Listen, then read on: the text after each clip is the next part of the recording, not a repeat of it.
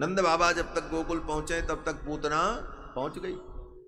पूतना ने सुंदर रूप बना लिया और बालकों की हत्या करने के लिए अपने स्तन में कालकूट विष लगा करके निकल पड़ी। कंसेन प्रहिता घोरा पूतना बालघातिनी शिशुश्चार निघ्नन्ति पुरग्राम प्रजादिषु। अपने स्तन में कालकूट विष लगाकर बालकों की हत्या करने के लिए पूतना निकल पड़ी। गोकुल में जब पहुंची तो पूतना के सौंदर्य को देखकर खूब सजी संवरी थी महाराज। माया के द्वारा उसने दिव्य रूप धारण कर लिया था। और जब पहुंची तो ब्रजवासियों ने देखा, गोप ग्वाल बालों ने देखा, आपस में सब चर्चा करने लगे, अरे ऐसी सुंदर स्त्री तो हमने देखी नहीं, ये कहां से आई, कौन हो सकती है। तो सब आपस में चर्चा करने लगे। सब कहते हैं गोप्यश्रियम द्रष्टुमिवागतां पतिम, लगता है साक्षात भगवती महालक्ष्मी ही अपने प्रियतम नारायण से मिलने के लिए आ गई है। तो वो राक्षसी, लेकिन उन गोप ग्वाल वालों का भाव क्या है, बोले ये तो साक्षात लक्ष्मी जैसे नारायण से मिलने आई। जिसका हृदय निर्मल होता है उसे निर्मलता का ही अनुभव होता है। हमारा जैसा भाव होगा हमारी दृष्टि भी वैसी ही होगी। ये ब्रजवासी बड़े निर्मल न होते तो इनको भगवान मिलते। भगवान तो उसी को मिलते हैं जिसके जीवन में निर्मलता हो। निर्मल मन जन सो मोहि पावा, निर्मल मन जन सो मोहि पावा, मोहि कपट छल चित्र न भावा, मोहि कपट छल चित्र न भावा, मोहि कपट छल चित्र न भावा, मोहि कपट छल चित्र न भावा, निर्मल मन जन सो मोहि पावा, निर्मल मन जन सो। भगवान को निर्मल व्यक्ति अच्छा। ये ब्रजवासी बड़े निर्मल, इनका अंतःकरण परम शुद्ध पवित्र है। और पूतना, बोले पूतना कपट से युक्त होकर के आई। कपट भगवान को अच्छा नहीं लगता। मोहि कपट छल छिद्र नवा, कपट कैतव भगवान को प्रिय नहीं। और विशेष करके यहां तक कि श्रीमद् भागवत महापुराण जो भगवान का स्वरूप इसीलिए क्योंकि इसमें कैतव रहित धर्म है। कैतव भगवान को प्रिय नहीं। धर्म प्रोज्झित कैतवोत्र परमो निर्मत्सराणाम से। जिस तरह भगवान को कैतव प्रिय नहीं है, कपट प्रिय नहीं है, और ये भागवत जी स्वयं भगवान हैं, इसलिए इसमें भी कैतव का प्रवेश नहीं हो सकता। इसलिए कैतव को उज्जित कर दिया। परम पूतना आई कपट करके। श्री वेदांत देशिक स्वामी जी महाराज यादवाभ्युदय ग्रंथ में भगवान श्री कृष्ण का चरित्र जब वर्णन करते हैं तो वो तो कहते हैं कि यशोदा जी का ही रूप धारण करके आ गई पूतना। निद्रा पराधीन जने निशीथे ब्रजम यशोदा कृतिराविवेश, ब्रजम यशोदा कृतिराविवेश। यशोदा की आकृति में ही वो पूतना आ गई और रात्रि में आई। सब लोग सो रहे थे और भगवान को लेकर के चल पड़ी। वो तो जब किसी ने देखा हल्ला गुल्ला मचा तब लोग दौड़े। ऐसा भाव वेदांत देशिक स्वामी जी का यादवाभ्युदय में। यहां पूतना आई, सबने देखा, अरे ये तो साक्षात लक्ष्मी। पूतना ने सोचा कहां से हम काम शुरू करें, और इधर भगवान ने भी विचार किया पूतना बालकों की हत्या करने आई है। किसी अन्य के घर में जाएगी, बच्चे को दूध पिलाएगी, बच्चा मर जाएगा, और ये सब बच्चे बड़े होकर के मेरे मित्र बनेंगे, इन्हीं के साथ हमको ब्रज में क्रीड़ा करनी है, ये हमारे लीला के परिकर है, तो इनकी हमें रक्षा करनी चाहिए। ये मेरे शरणागत हैं, इनकी रक्षा मुझे करनी चाहिए। तो पूतना पहले मेरे पास आ जाती तो मैं पूतना का काम तमाम कर देता। मन में भगवान ने संकल्प किया और पूतना नंद भवन की ओर चल पड़ी। नंद बाबा के द्वार पर बड़ी भीड़ थी, लोग आ रहे थे जा रहे थे, क्योंकि अभी कुछ दिन पहले ही बालक का प्राकट्य हुआ, इसलिए सुन सुन करके लोगों का आना जाना लगा था। को प्रविशत को निकषत गृहते, कोई प्रवेश कर रहा कोई निकल रहा है। पूतना ने सोचा चलो यहीं से हम अपने काम की शुरुआत करें। तो भगवान ने भी मन में कहा आओ पूतना मौसी, यहीं से हम भी अपने काम की शुरुआत करेंगे। तुम भी अपने काम की शुरुआत करो, मैं भी अपने काम की शुरुआत करूं। भगवान का काम क्या है? बोले विनाशाय चतुष्कृताम, जिस काम के लिए भगवान आए, भगवान ने कहा हम भी अपना काम शुरू करें। दुष्टों का विनाश तो मुझे करना ही है, तो शुरुआत तुम ही से हो। पूतना चल पड़ी, आई भगवान के सन्निकट, भगवान बालना में लेटे थे। पूतना के आते ही भगवान ने अपने नेत्रों को बंद कर लिया। विबुद्धताम बालकमारिका ग्रहम चराचरात्मा सनिमीलिते क्षण। चराचरात्मा गोविंद ने अपने नेत्रों को निमीलित कर लिया, बंद कर लिया। नेत्रों को बंद क्यों कर लिया? क्योंकि पूतना कपट करके आई और भगवान को कपट अच्छा नहीं लगता, इसलिए भगवान ने सोचा ऐसी कपटी पूतना को मैं क्या देखूं। ये अपने वास्तविक स्वरूप में आती तो मैं इस पे कृपा करता, इसे देखता, लेकिन ये तो कपट करके आए। श्री रामावतार में भी शूर्पणखा कपट करके आई, रुचिर वेश धारण करके आई, माया के द्वारा सुंदरी बन गई, जबकि कुरूपा थी। बाल भी उसके सब श्वेत हो गए थे, पलित मूर्धजा थी। महर्षि वाल्मीकि कहते हैं कि वो ताड़का श्वेत मूर्धजा थी, लेकिन जब आई वहां पर भगवान के सामने पंचवटी में, तो वेश बदल करके आई, बाल ओल सब उसके गुलाबी कलर के बढ़िया हो गए, ताम्र मूर्धजा हो गई। वाल्मीकि ने लिखा है ताम्र मूर्धजा वहां पर, सुकेशम ताम्र मूर्धजा। भगवान और शूर्पणखा की तुलना वहां पर महर्षि वाल्मीकि ने किया है 4-5 श्लोकों में, कि शूर्पणखा कैसी है, भगवान कैसे हैं। क्यों? बोले ब्याह करने आई है तो वर वधू का गुण धर्म पहले मिलेगा, तब न बात आगे बढ़ेगी। इसलिए महर्षि वाल्मीकि ने दोनों गुण धर्म मिला दिए। वाल्मीकि जी कहते हैं कि सुस्वरम भैरव स्वना, भगवान कैसे हैं? बोले सुस्वरम, भगवान का स्वर इतना मधुर है, इतना मधुर स्वर महाराज कि भगवान बोल दें तो मुर्दा भी उठ करके बैठ जाए। हाँ, क्या कहते हैं गोस्वामी जी? मृतक जिया बन गिरा सुहाई, मृतक जिया बन गिरा सुहाई, श्रवण रंग हुए उर जब आई, श्रवण रंग हुई उर जब आई, श्रवण रंग हुई उर जब आई, श्रवण रंग हुई उर जब आई, मृतक जिया बन गिरा सुहाई, मृतक जिया बन गिरा सुहाई, मृतक जिया बन गिरा। भगवान की वाणी मुर्दे को जिंदा कर दी, सुस्वरम।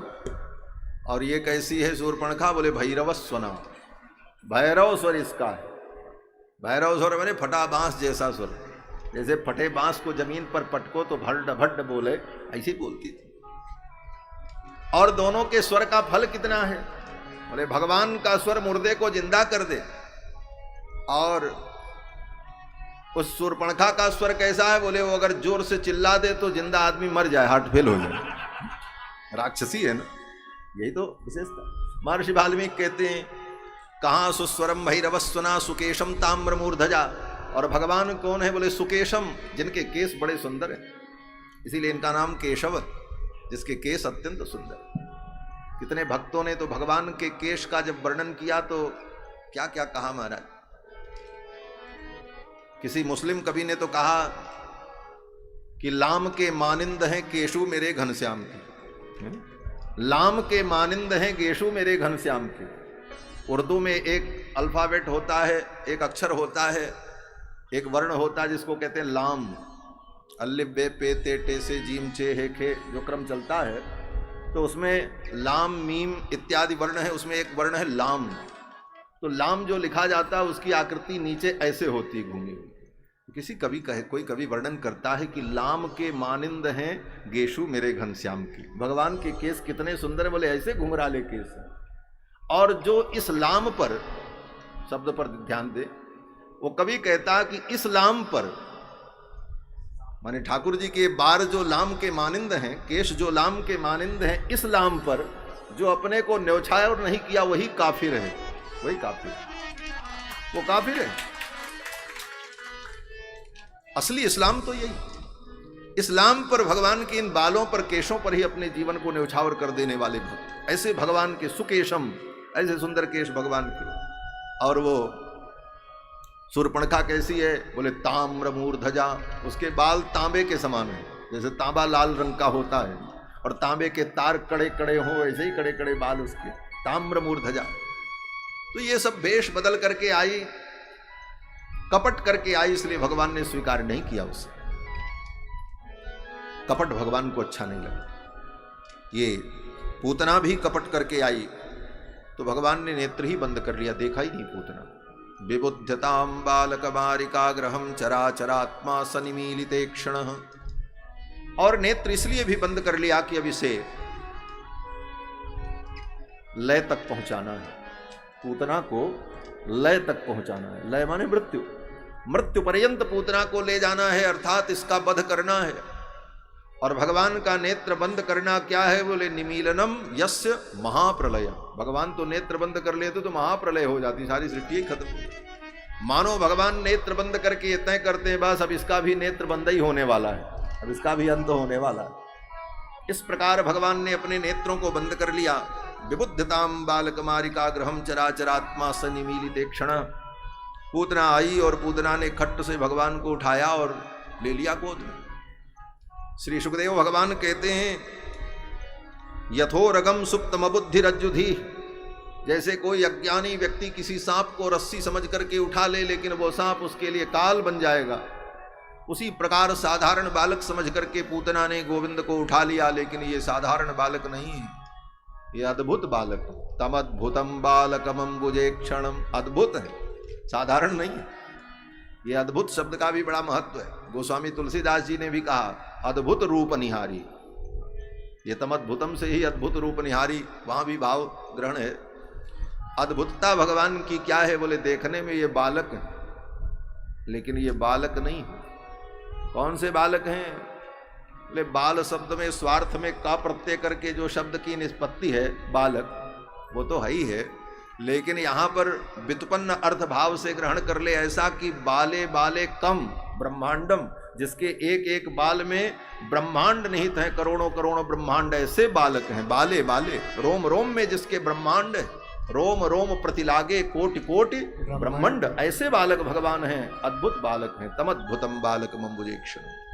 लेकिन पूतना ने समझा ये साधारण बालक, उठा लिया, अपनी मृत्यु को ही मानो उठा लिया पूतना ने।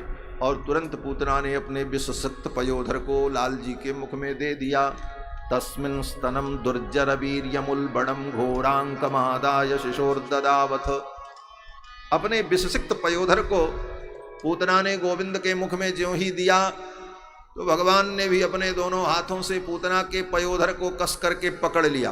गाढ़म कराभ्याम भगवान प्रपीड्य तत्, गाढ़म कराभ्याम भगवान प्रपीड्य तत्। अपने करारविंद से पूतना के पयोधर को कस करके पकड़ लिया और रोष पूर्वक भगवान पूतना के दूध के साथ साथ उसके प्राण का भी पान करने लगे। प्राणै समम रोष समन्वितो पिबत।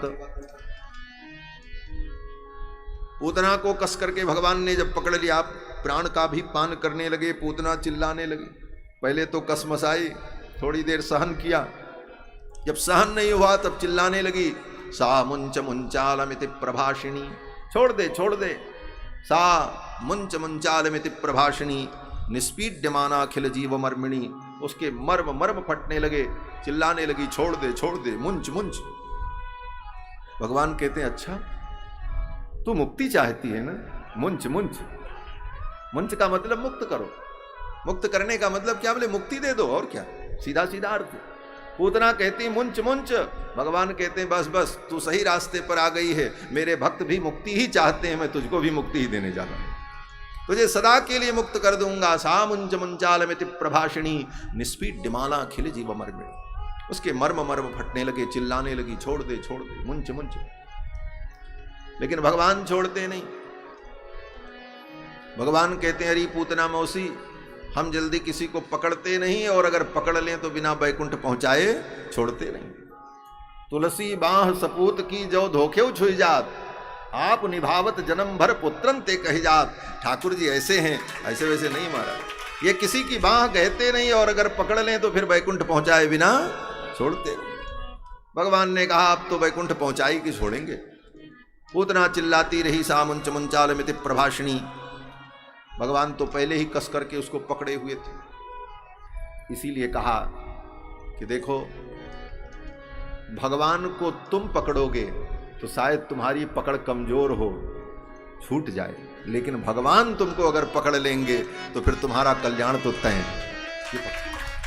इसको हमारे यहां वेदांत में मार्जार न्याय कहते हैं। मरकट न्याय और मार्जार न्याय दो न्याय है। मरकट माने बंदर और मार्जार माने बिल्ली बिडाल। दोनों में अंतर क्या है? बोले बंदर का बच्चा अपनी मां को स्वयं पकड़े रहता है, तब मां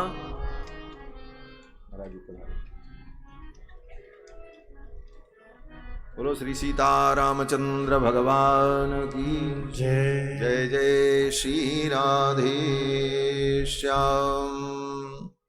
भज राधे राधे गोविंद गोविंद राधे, भज राधे राधे गोविंद गोविंद राधे, भज राधे राधे गोविंद गोविंद राधे, भज राधे राधे गोविंद गोविंद राधे। गोविंद राधे गोपाल राधे, गोविंद राधे गोपाल राधे, गोविंद राधे गोपाल राधे, गोविंद राधे गोपाल राधे। भज राधे राधे गोविंद गोविंद राधे, भज राधे राधे गोविंद गोविंद राधे, भज राधे राधे गोविंद गोविंद राधे, भज राधे राधे गोविंद गोविंद राधे। गोविंद राधे गोपाल राधे, गोविंद राधे गोपाल राधे, गोविंद राधे राधे गोपाल राधे, गोविंद राधे राधे गोपाल राधे, गोविंद राधे गोपाल राधे, गोविंद राधे गोपाल राधे, गोविंद राधे गोपाल राधे, गोविंद राधे गोपाल राधे, गोविंद राधे गोपाल राधे, गोविंद राधे गोपाल राधे, गोविंद राधे गोपाल राधे, गोविंद राधे गोपाल राधे, गोविंद राधे गोपाल राधे, गोविंद राधे गोपाल राधे। भज राधे राधे गोविंद गोविंद राधे, भज राधे राधे गोविंद गोविंद राधे, भज राधे राधे गोविंद गोविंद राधे, भज राधे राधे गोविंद गोविंद राधे। गोविंद राधे गोपाल राधे, गोविंद राधे गोपाल राधे, गोविंद राधे गोपाल राधे, गोविंद राधे गोपाल राधे। भज राधे राधे गोविंद गोविंद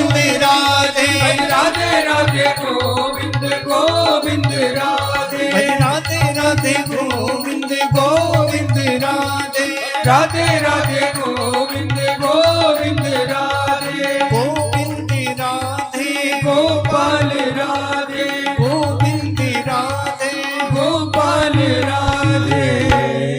बोलो श्री गोविंद भगवान की जय श्री सच्चिदानंद भगवान की जय जय जय श्री राधे श्याम। पूज्य महाराज श्री पधारे गौरीलाल कुंज के महाराज जी, प्रतिदिन आपकी कृपा बरस रही है कथा में।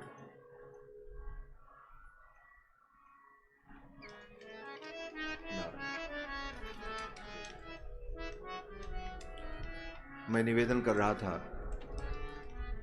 कि महाराज पूतना का भगवान पैपान करते हुए उसके प्राणों को भी भगवान जब खींचने लगे तो सा मुंच मुंचालमिति प्रभाषिणी चिल्लाने लगी, वो मुंच मुंच मुझे छोड़ दे छोड़ दे। लेकिन भगवान पूतना को नहीं छोड़ते। क्यों? बोले भगवान की पकड़ बड़ी मजबूत है। इसी बात की चर्चा हो रही थी, मार्जार न्याय और मरकट न्याय। जैसे बंदर का बच्चा अपनी माँ को स्वयं पकड़ता है, तब माँ उसे लेकर के कहीं भी चली जाती है। एक डाली से दूसरी डाली पर कूदना हो, एक घर से दूसरे घर पे छलांग लगानी हो, बच्चा नहीं कूद सकता। लेकिन माँ को कस करके पकड़े रहता है तो माँ उसे लेकर के कूद जाती है, बच्चा भी वहां पहुंच जाता है।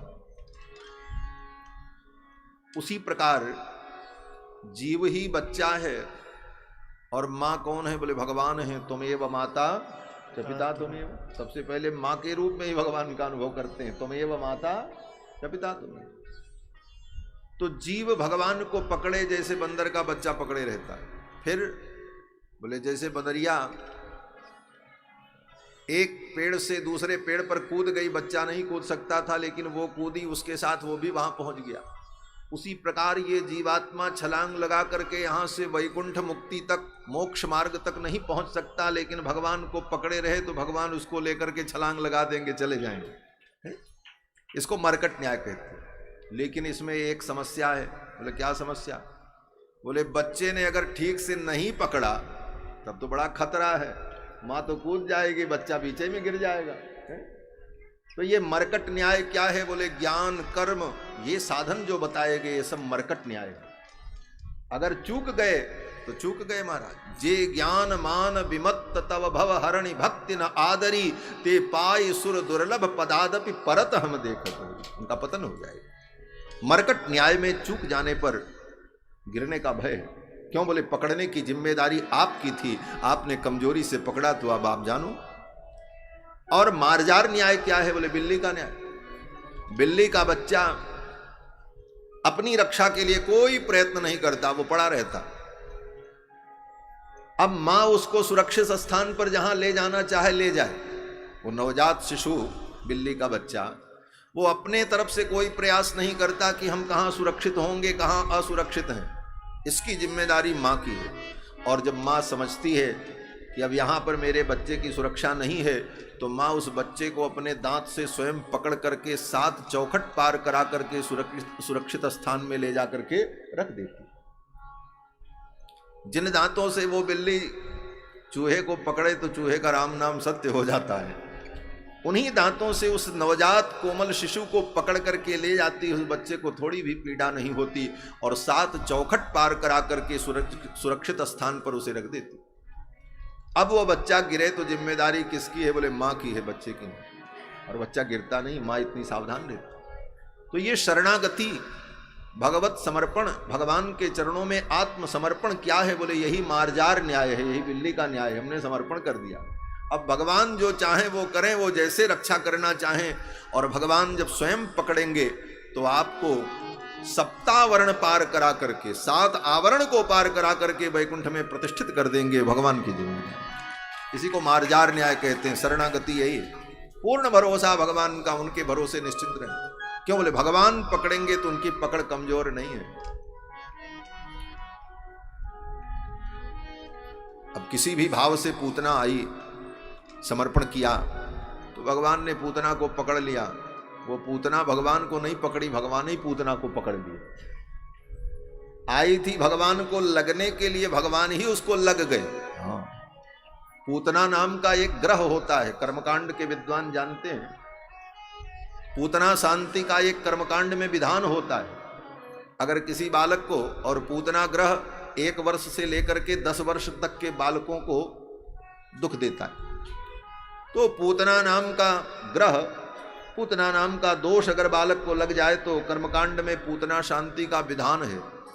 शांति मयूख नाम के ग्रंथ में अनेक शांति है, त्रिखल शांति, गृद्धपतन शांति, काक शांति, ऐसे ही सब शांतियों का विधान उसमें। तो उसी में यह भी विधान है कि पूतना की शांति हो, और पूतना की जब शांति होती है तो ब्राह्मण लोग मंत्र पढ़ करके वो जिसको पूतना पकड़ी हो उस बच्चे का प्रोक्षण करते हैं और कहते हैं पूतने मुंच मुंच, अरे पूतना तो इसको छोड़ दे, क्योंकि पूतना पकड़ी रहती। लेकिन यहाँ तो भगवान ने ही पूतना को पकड़ लिया, इसलिए पूतना स्वयं मंत्र पढ़ रही है, मुंच मुंच, छोड़ दे छोड़ दे, सा मुंच मुंचालमिति प्रभाषिणी। पूतना कहती छोड़ दे छोड़ दे, उल्टा पूतना ही मंत्र पढ़ने लगी, मानो सा मुंच मुंचालमिति प्रभाषिणी निष्पीड्यमाना अखिल जीव मर्मिणी। लेकिन भगवान तो कहते हैं हम किसी को पकड़ते नहीं, और पकड़ लें तो बिना बैकुंठ पहुंचाए छोड़ते नहीं। अब तो पूतना भगवान को लेकर के आकाश में उड़ गई, विशाल रूप धारण कर लिया, मथुरा की ओर चल पड़ी।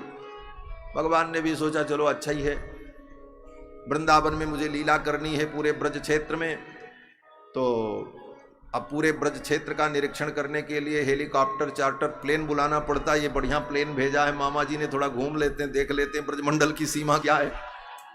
अब पूतना भगवान को लेकर के आकाश में उड़ने लगी। भगवान ने पूरे ब्रज का निरीक्षण कर लिया, कहाँ कहाँ मुझे क्या क्या लीला करनी है।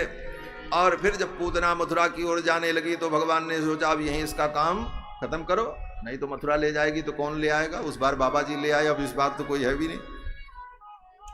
भगवान ने पूतना के संपूर्ण प्राण को खींच लिया। पूतना निष्प्राण होकर के ऊपर से गिरी, धम गिरी तो हजारों वृक्ष टूट गए महाराज।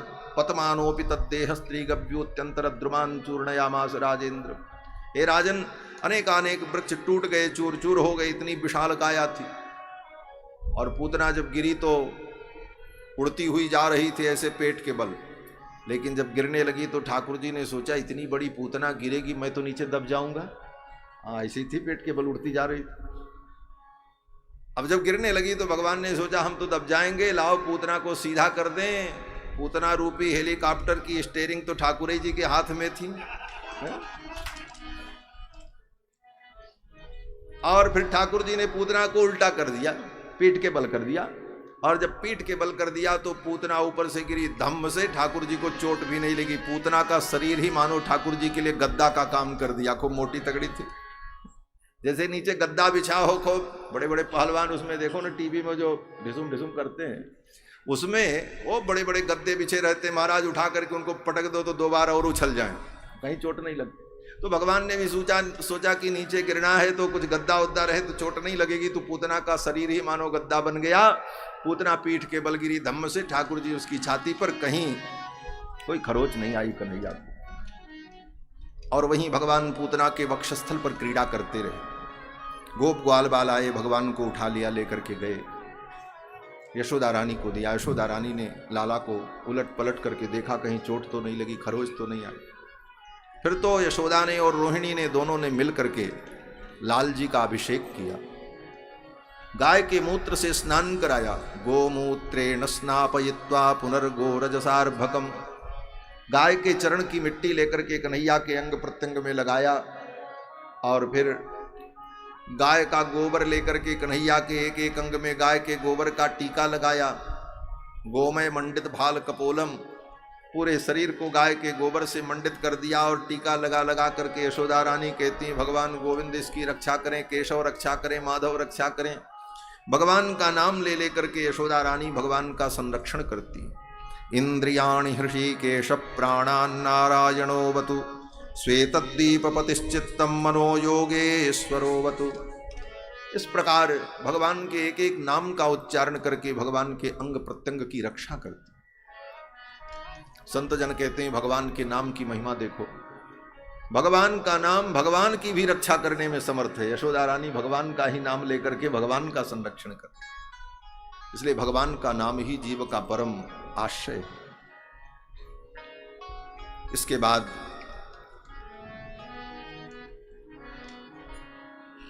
नंद बाबा जब आए तो रास्ते में देखा पूतना मरी पड़ी है, गोप ग्वाल बालों ने सब बताया। फिर तो नंद बाबा ने गोप ग्वाल बालों से कहा इसका अंतिम संस्कार करो। बोले कौन उठा करके इसको चिता पे रखेगा, इतनी विशाल काया थी। बोले जाओ घर से कुल्हाड़ी ले आओ, फरसा ले आओ और काट काट करके पूतना के शरीर को छोटे छोटे टुकड़ों में विभक्त कर दो। कले वरम परशुभित छित्वा तत्ते ब्रजौकसा। ब्रजवासियों ने पूतना के शरीर को काट काट करके छोटे छोटे टुकड़ों में विभक्त कर दिया। उन सारे टुकड़ों को बटोर करके एक जगह रख करके चिता जला दी। पूतना की चिता जब जलने लगी तो पूतना की चिता से ऐसी दिव्य सुगंधी प्रकट भई कि पूरा ब्रजमंडल महकने लगा। दह्यमानस्य देहस्य धूमश्चागुर सौरभ। पूतना के दह्यमान चिता से ऐसी सुगंधी प्रकट हुई कि पूरा ब्रजमंडल मह महकने लगा। कहते हैं ऐसी दिव्यता पूतना की चिता में कहां से आ गई।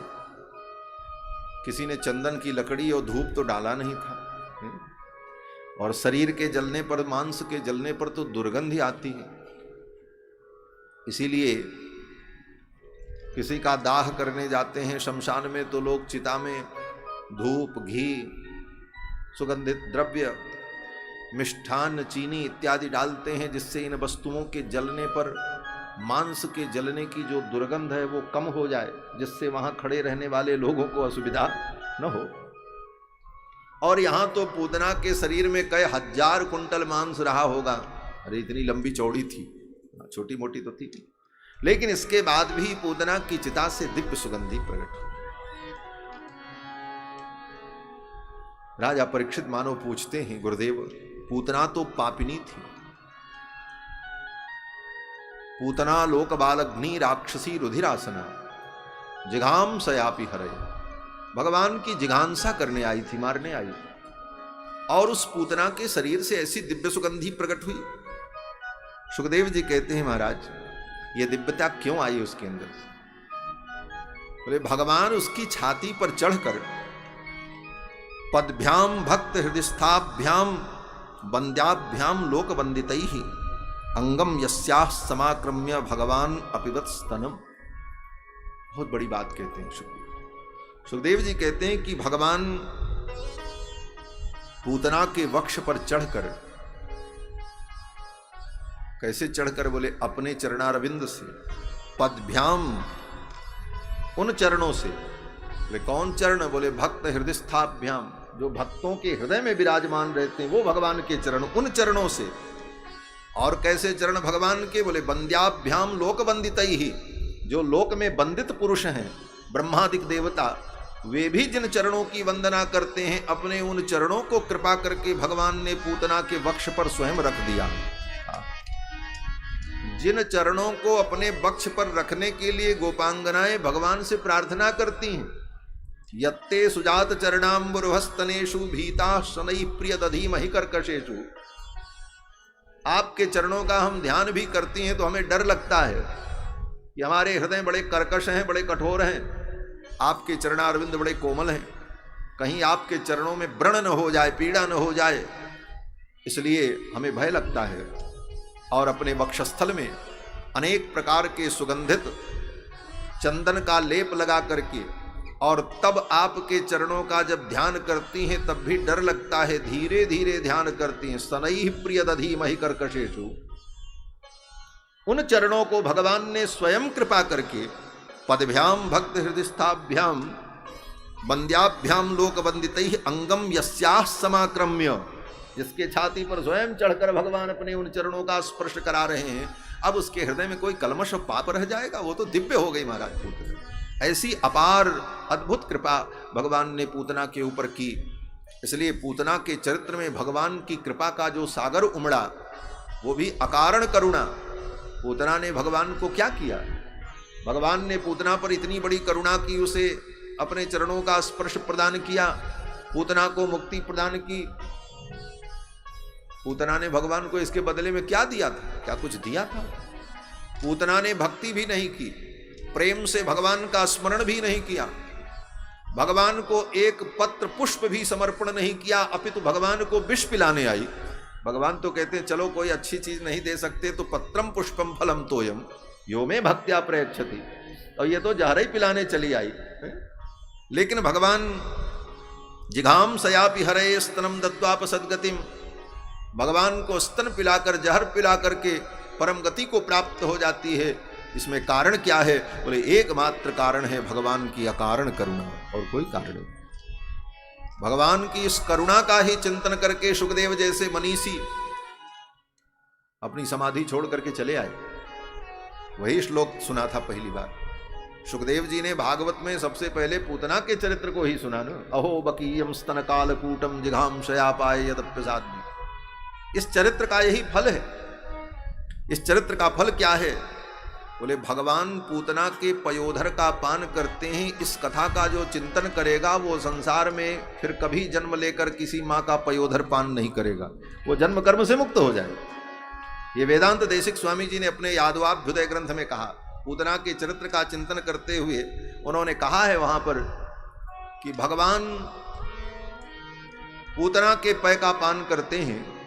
इस कथा को जो सुनेगा वो कभी पुनः संसार में आकर के मां का स्तनपान नहीं करेगा, वो जीवन मुक्त हो जाए। न पुनर्बभूव, उसको पुनः संसार में जन्म लेना नहीं पड़ेगा। इसीलिए इस कथा का नाम ही है क्या? बोले पूतना मोक्ष।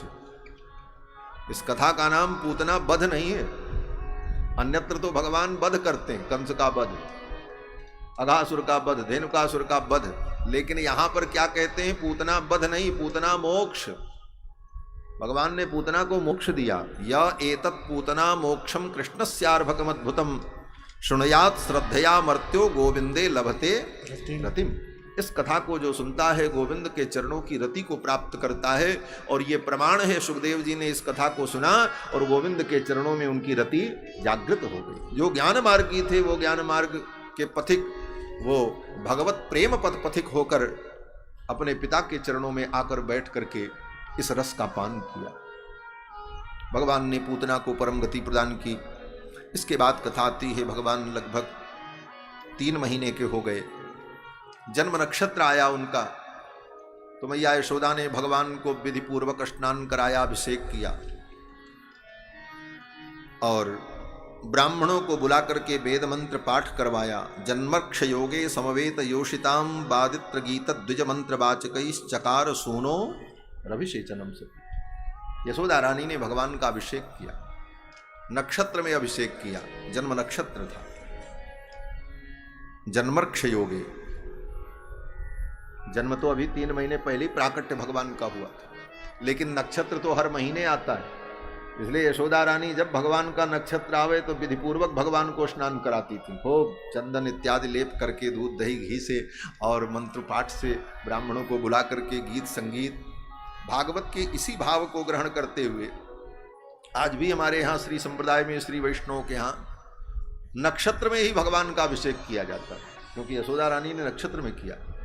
कृष्ण भगवान का मंदिर होगा, अर्चा विग्रह के रूप में भगवान श्री राधा कृष्ण विराजमान है, गोविंद विराजमान है, तो रोहिणी नक्षत्र में भगवान का अभिषेक होगा। राम जी के रूप में भगवान विराजमान है तो पुनर्वसु नक्षत्र में अभिषेक होगा। नरसिंह भगवान विराजमान है तो स्वाति नक्षत्र में भगवान का अभिषेक होगा। वामन भगवान है तो श्रवण नक्षत्र में अभिषेक होगा। और श्रवण नक्षत्र एक ऐसा नक्षत्र है जो भगवान के सभी अवतारों का मूल नक्षत्र माना जाता है। श्रवणो विष्णु दैवत्यः, श्रवण नक्षत्र जो है वो विष्णु दैवत्य है। और हमारे यहाँ तो आचार्यों ने अनुभव किया है कि भगवान किसी भी नक्षत्र में जब प्रकट हो, चाहे वो रोहिणी हो, चाहे पुनर्वसु हो, चाहे स्वाति हो, लेकिन भगवान के प्रकट होने की जब वो सूक्ष्म बेला आती है उस समय श्रवण नक्षत्र वहां प्रवेश कर जाता है। बिना श्रवण के भगवान का प्राकट्य नहीं होता, ये आचार्यों ने माना। इसलिए श्रवणो विष्णु दैवत्यः, तो श्रवण नक्षत्र भगवान के अभिषेक के लिए बहुत प्रधान है। इसीलिए श्रवण नक्षत्र में भगवान का अभिषेक होता है। तो ये सब नक्षत्र में अभिषेक की जो परंपरा आचार्यों ने स्थापित की, ये इन्हीं कथाओं के द्वारा मैया यशोदा ने भगवान का नक्षत्र में अभिषेक किया। जन्म नक्षत्र में नूतन नवीन वस्त्र धारण कराया, पालना में लिटा दिया। सखियां पालना झुलाने लगी, सखियां गीत गाने लगी। जगपालक झूली रहे पड़े पड़े पालना, छटा को निहारी जरा होश को संभालना। भगवान पालना में झूल रहे, अद्भुत छटा है। किलकारी देत बिहस कैसे को बखानिए, बताना कवित सके चित्त बीच जानिए। भगवान जब मुस्कुराते हैं, किलकारी मारते हैं, अपने नन्हे नन्हे पैरों को हिलाते हैं और मुट्ठी बांधे हुए हैं पालना में लेटे। क्या उपदेश करते हैं? संसार के प्राणियों, तुम्हारा भूत भविष्य वर्तमान सब मेरी मुट्ठी में है, तुम्हारे हाथ में कुछ नहीं, सब कुछ तुम्हारा मेरी मुट्ठी में। भक्त कहता प्रभु ये मुट्ठी कब खुलेगी, मेरा भाग्योदय कब होगा? तो भगवान अपने नन्हे नन्हे चरणों को हिलाते हुए पालना में लेटे कहते हैं, इन चरणों की जिस दिन शरण ग्रहण कर लोगे उसी दिन तुम्हारा भाग्योदय होगा। मुट्ठी बंद करके चरणों को हिलाते हुए बाल लीला में भी भगवान शरणागति का उपदेश करते हैं। इन चरणों की शरण ग्रहण करने पर ही तुम्हारा भाग्योदय होगा, अन्यथा तुम्हारा सब कुछ मेरे हाथ में। तुम स्वतंत्र नहीं हो, तुम परतंत्र हो, तुम्हारा सब कुछ मेरे अधीन है। जीव का यही स्वरूप है। परबस जीव स्वबस भगवंता, जीव अनेक एक श्रीकंता। जीव परबश है, भगवान स्वबस है। भगवान पालना में लेटे, सखियां आ गईं, मंगल गीत गाया जाने लगा। बादित्र गीत द्विज मंत्र वाचकई, चकार सोनोर अभिषेचनम सती। अब भीड़ बहुत हो गई तो मैया यशोदा ने लाला के पालना को, बगल में एक सकट था, बैलगाड़ी थी, उसी के नीचे रख दिया। हमारे पूज्य आचार्य चरण कहते थे भगवान का अधोक्षज नाम इसलिए भी है, अक्ष के अध में माने नीचे जो विराजमान है, इसलिए भगवान अधोक्षज है। बैलगाड़ी के नीचे मैया ने रख दिया, तो मानो अधोक्षज नाम का एक अर्थ यह भी जागृत हो गया, यहां पर रख दिया नीचे। और उसी समय कंस का भेजा हुआ एक असुर आया। वह असुर मायावी उसी बैलगाड़ी में प्रवेश कर गया और उसने सोचा इस बैलगाड़ी को जोर से धकेल दें, पालने पर पालना में लेटा बालक मर जाएगा। सकट में वो प्रवेश कर गया, इसलिए उसका नाम सकटासुर। अचानक बिना बैल के, बिना किसी के छुए वो बैलगाड़ी पालना की ओर बड़ी तीव्र गति से जा रही थी। सब लोग अपने अपने कार्य में व्यस्त थे। यत्र तत्र छोटे छोटे बालक वहां क्रीड़ा कर रहे थे। बलदाऊ भैया भी 1 वर्ष के थे, 1.25 वर्ष के, वो भी वहीं खेल रहे। इशारे इशारे में बलदाऊ भैया ने ठाकुर जी से कहा, कन्हैया मामा जी ने एक खिलौना फिर भेजा है। ये मामा जी अपने भांजों से बड़ा प्रेम करते हैं, खेलने के लिए एक एक खिलौना भेजते रहते, गिफ्ट भेजते रहते। तो भगवान भी उन गिफ्टों को स्वीकार करके उनको परम गति देते रहते। बोले चलो वैकुंठ। कंस को कम से कम साधुवाद देते हैं। भगवान कहते तुम बहुत अच्छा करते हो, इन जीवों को मेरी शरण में तो भेज रहे हो। ऐसे तो ये मेरी शरण में नहीं आते, कभी ना आते, लेकिन तुम भी धन्य हो, तुम इन समस्त जीवों को मेरी शरण में लगा रहे हो। एक दिन तुमको भी मेरी शरणागति प्राप्त ही हो जाएगी। महाराज वो आया, बैलगाड़ी जोर से पालना की ओर बढ़ी। तब तक भगवान ने पालना में से अपना चरण निकाला, बैलगाड़ी को ठोकर मार दी। बैलगाड़ी आकाश में उछल गई, दूर जाकर के धड़ाम से गिरी। बैलगाड़ी के तो परकच्चे उड़ गए। उसके अंदर जो असुर था उसकी मृत्यु हो गई, मर गया। धड़ाम की ध्वनि सुनकर के लोग आए, दौड़े, देखा एक असुर मरा पड़ा है, बैलगाड़ी टूटी पड़ी। कन्हैया किलकारी मार रहे हैं, हंस रहे हैं। किसी को कुछ समझ में नहीं आया। लोगों ने पूछा ये बैलगाड़ी अपने आप कैसे उछल गई, इतनी दूर कैसे गई? किसी ने देखा ही नहीं। छोटे छोटे बालक थे, उनसे पूछा तुमने देखा? तो बालकों ने तो देखा ही था। बालकों ने कहा रुदतानेन पादेन क्षिप्तमेतन्न संशयः। इसी बालक ने तो पैर की ठोकर से उड़ा दिया बैलगाड़ी। लेकिन उन बालकों की बात पर नंदादि गोपों को भरोसा नहीं हुआ। क्यों? बोले नते शब्दधिरे गोपा बाल भाषित मित्युता। ये तो बालक हैं, इनकी बात पे क्या भरोसा करें, ये तो कुछ भी कह सकते हैं। बालिश भाषितम, ये बालकों की बात है, इसलिए भरोसा नहीं किया। लेकिन भगवान ने तो अपने चरण प्रहार से बैलगाड़ी को उछाल दिया। मैया यशोदा बड़ी भयभीत हुई। नंद बाबा से कहा, बाबा कुछ करो। उस दिन मेरे छोरे को वो पूतना लेकर के चली गई, आज ये कहाँ से असुर आकर के मेरे आंगन में मर गया, मुझे तो बहुत डर लग रहा है। नंद बाबा ने ब्राह्मणों को बुलाया, स्वस्ति वाचन कराया, शांति होम कराया, घर का प्रोक्षण कराया, हमारे विधि विधान सब कराए, तब जाकर के मैया यशोदा को संतोष हुआ। इस प्रकार भगवान ने शकटासुर का उद्धार किया। शकटासुर पर भगवान ने कृपा की। कहते हैं धीरे धीरे भगवान लगभग 1 वर्ष के हो गए। एक दिन भगवान को गोद में लेकर के मैया यशोदा दूध पिला रही थी, दुलार कर रही थी। एकदारोहमारूढ़ लालयन्ती सुतम सती गरिमाणम शिशोर्वोढ़ुम न सेहे गिरिकूटवत्। एकदारोहमारूढ़ लालयन्ती सुतम सती, अपने बालक का लाड कर रही थी, दुलार कर रही थी, गोद में बैठा करके दूध पिला रही थी। उसी समय कंस का भेजा हुआ एक असुर आ गया, तृणावर्त, आंधी बवंडर के रूप में। मामा जी ने इसको भी भेजा। अब वो आया जब आंधी बवंडर के रूप में, जोर जोर की हवाएं चलने लगी। भगवान ने सोचा मामा जी ने फिर भेजा है, और अगर अब मैं मैया की गोद से उठ करके जाऊं, इस दैत्य को मारूं, तो मेरी मैया को पता चल जाएगा। बोले क्या पता चल जाएगा? बोले ये बालक साधारण नहीं है, तो कोई दिव्यात्मा है, ऐसा काम कोई बालक कैसे कर सकता है? बोले तो पता चल जाए क्या आपत्ति है, आप तो दिव्यात्मा हो, परमात्मा हो। तो भगवान ने विचार किया, मैया अगर जान जाएगी कि मैं परब्रह्म परमात्मा सच्चिदानंद हूं, तब तो मैया मुझे अपना बेटा नहीं मानेगी, तब तो मुझे सोने के सिंहासन में बैठा करके मेरी आरती उतारेगी, ओम जय जगदीश हरे, ये तो जगदीश हैं। फिर तो माँ का वात्सल्य मुझे प्राप्त नहीं होगा, स्नेह प्राप्त नहीं होगा, लीला में आनंद नहीं होगा, क्योंकि ऐश्वर्य के प्रकट होने पर माधुर्य तिरोहित हो जाता है। ऐश्वर्य जहां आ जाता है वहां माधुर्य तिरोहित हो जाता है, प्रेम भी तिरोहित हो जाता है। प्रेम रहता है, लेकिन ऐश्वर्य में जो प्रेम होता है वो ऐश्वर्य से अभिभूत होने के कारण वह प्रेम श्रद्धा रूप हो जाता है। प्रेम तो रहता है वहां भी, लेकिन वो श्रद्धा रूप हो जाता है। और श्रद्धा में प्रेम तो होता है, लेकिन भय भी बना रहता है। बड़ी श्रद्धा है महाराज जी के प्रति, लेकिन बार प्रेम भी है, लेकिन बार बार सामने जाने में, कुछ कहने में संकोच लगता है, डर भी लगता है। क्यों? बोले वहां तो मर्यादा की बात आ जाती है।